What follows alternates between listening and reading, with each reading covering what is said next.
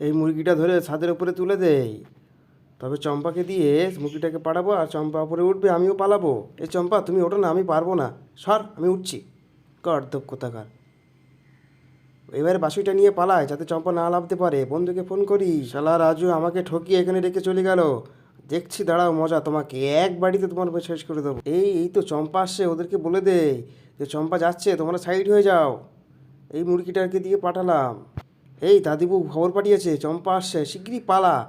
চম্পা দেখলে আমাদের একদম শেষ করে দেবে রে, পালা পালা পালা। কে মন্টু, রাজু কোথায় বল, নাকি তোকে একদম শেষ করে দেবো আমি। এই আমি রাজুর হাতে ফোন লাগাচ্ছি, দেখি কোথায় আছো।